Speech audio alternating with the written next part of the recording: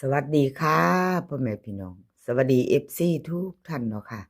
กลับมาพบมาพอกับเจตาพารวยคือเก่าค่ะมื้อนี้ในทางช่อง YouTube คลิปนี้เจตาก็จะวางแนวทางของลาวพัฒนาค่ะจะลงให้ก่อน2มื้อเนาะค่ะลาวพัฒนาจะเป็นของวันที่19ค่ะ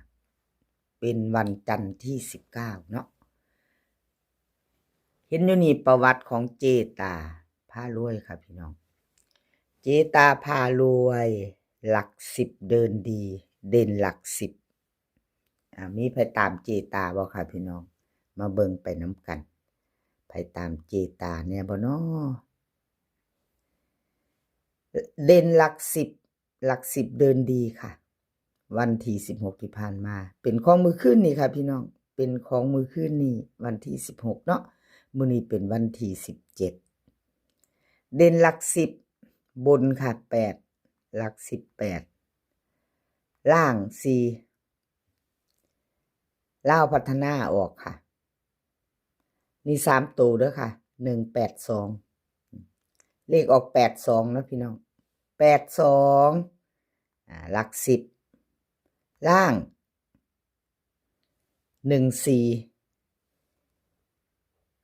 41เอาเจตาเฮ็ดผิดเนาะพี่น้องเขียนผิดมาต่อค่ะเด่นหลัก10ของเจตาบนหลัก18ล่าง1ค่ะลาวพัฒนาออก182 41ค่ะล่างของเจตาล่าง4เลขประกบค่ะมี1มี2 82 41จับคู่ค่ะเจตาจับคู่ให้82เข้าไปอยู่ค่ะเข้าอยู่ล่างกะเข้าตะลักอันนั้นคู่ไม่บ่มาเนาะค่ะ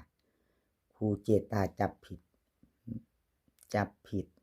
ลองเบิ่งเนาะค่ะพี่น้อง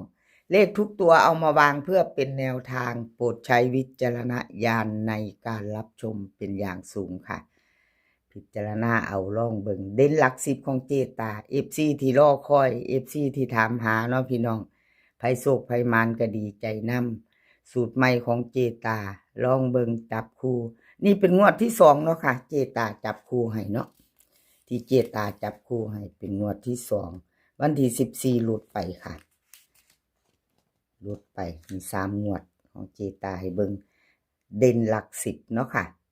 บนเป็นบนล่างเป็นล่างค่ะบนเป็นบนล่างเป็นล่างบนกับ82หลัก10บนเนาะค่ะล่างกับ4หลัก10มา41เนาะค่ะเอาเข้าอยู่งวดนี้มาดีใจนำผู้ใดตามเจตาเนาะค่ะคันไผใดไผมานเนาะเลขทุกตัวเป็นเพียงแนวทางโปรดใช้วิจารณญาณในการรับชมเป็นอย่างสูงเนาะค่ะพี่น้องรับชมรับฟังเป็นเพียงแนวทางเนาะมาไปต่อค่ะต่อวันที่19กับเจตาหลัก10เดินดีค่ะเด่นหลัก10ใครจะไปต่อกับเจเตรียมแคปหน้าจอค่ะหลัก10เดินดีเด่นหลัก10บนเจตาให้6ค่ะล่างให้2เลขประกบมี3มี0มี7ค่ะจับคู่ค่ะจับคู่บน6360ล่างค่ะ20กับ27เป็นวันจันทร์ค่ะ20:30นใครจะไปต่อกับเจตาค่ะแคปหน้าจอเนาะค่ะแคปหน้าจอไว้ไปพิจารณาเอาที่เฮาชอบเฮามักชอบก็จัดขัดกระพานเนาะค่ะ FC ใหม่ถ้าผ่านเขาไม่เห็นยังบ่ทันได้กดติดตามในช่องของเจตาค่ะชอบแนวทางเดียวกันชอบแนวทางลาวพัฒนาเนาะค่ะกดติดตามไว้แล้วก็อย่าลืมกดกระดิ่งแจ้งเตือนเนาะค่ะกดกระดิ่งแจ้งเตือนจะได้บ่พลาดคลิปใหม่ๆของเจตาพารวยเนาะคลิปนี้จะมี3เซียนล่ะค่ะเจตาแล้วก็เลขลับวงในช่อชัยชาญค่ะ FC ช่อชัยชาญรอติดตามรับชมตอนต่อไปเนาะค่ะนี่เป็นเด่นหลัก10ของเจตาบนเป็นบนล่างเป็นล่างเนาะค่ะเด่นเน้นทอกันแคปหน้าจอไว้ค่ะบนเป็นบนล่างเป็นล่างเด่นหลัก10แคปหน้าจอแล้วไปต่อค่ะไปต่อ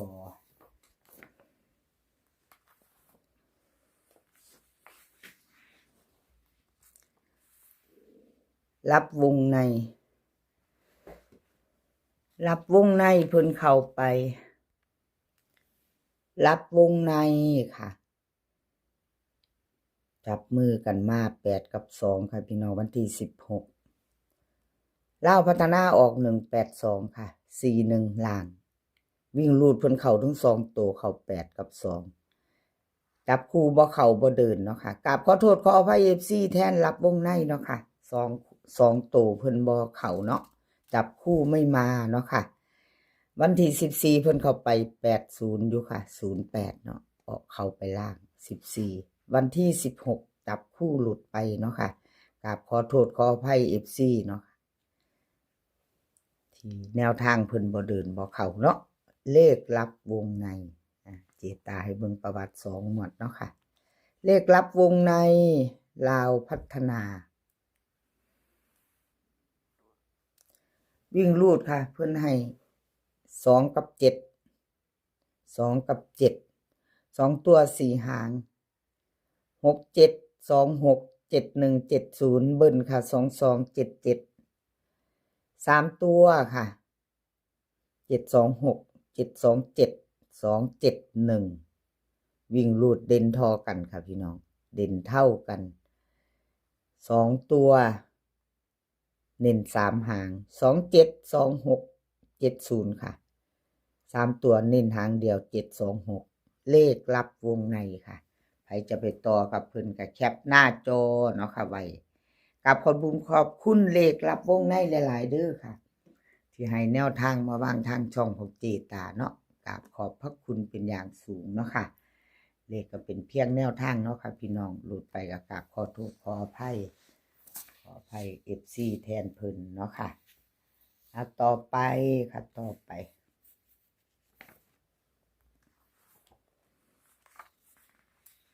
ชอชัยชาญค่ะชอชัยชาญเป็นของวันที่16นี่กราบขอโทษขออภัยแทนเพิ่นเนาะ FC ผู้เพิ่นเข้ามาติดตามชอชัยชาญหลักเดียวใจเดียว FC เพิ่นเนาะค่ะกราบขอโทษขออภัยเนาะเพิ่นหลุดไปครับพี่น้องหลุดไปเจตายเบิ่งประวัติ2 งวด 3 งวดเนาะชอชัยชาญลาวพัฒนาออก182ค่ะ41ของเพิ่นเข้าไป1ตัวเดียววิ่งลูดเนาะค่ะบนกับล่างอยู่2ตัวจับคู่ไม่มาค่ะเบิ่น3ตัวเนาะขอโทษขออภัย FC แทนช่อชัยชาญหลายๆเด้อค่ะที่แนวทางเพิ่นบ่เข้าบ่เดินเนาะขออภัยเป็นอย่างสูง FC ผู้เพิ่นตามช่อชัยชาญมาไปใหม่ค่ะแก่มือใหม่ครับพี่น้องไปใหม่เนาะแก่มือใหม่แนวทางใหม่มาแล้วค่ะมาลุ้นกันต่อวันที่19เป็นวันจันทร์เนาะค่ะเจตาลงให้ก่อน2มื้อของชอชัยชาญวิ่งรูดค่ะเพิ่นให้มา2 กับ 1 2ตัว4หาง20 29 18 17เบิ้ลค่ะ22 11 3ตัว3หาง129 120 217ค่ะวิ่งรูด2เด่น2ค่ะรอง1 2ตัวเน้น20 29เน้น29กับ17ค่ะเน้น29กับ17 2ตัวของชอชัยชาญ3ตัวเน้นหางเดียวค่ะ129แคปหน้าจอค่ะใครจะไปต่อกับชอชัยชาญเนาะใครจะไปต่อกับเพิ่นแคปหน้าจอไว้ไปรุ่นใหม่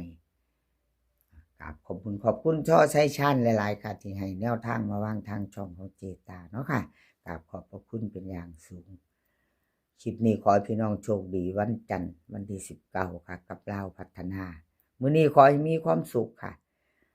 ขอให้สุขภาพแข็งแรงกันทุกคนเดินทางไปไสก็ขอให้ปลอดภัยเดินทางไปขอให้มีโชคกลับมาขอให้มีชัยค่ะคลิปหน้าพ้อกันใหม่ คลิปนี้ก็สวัสดีค่ะ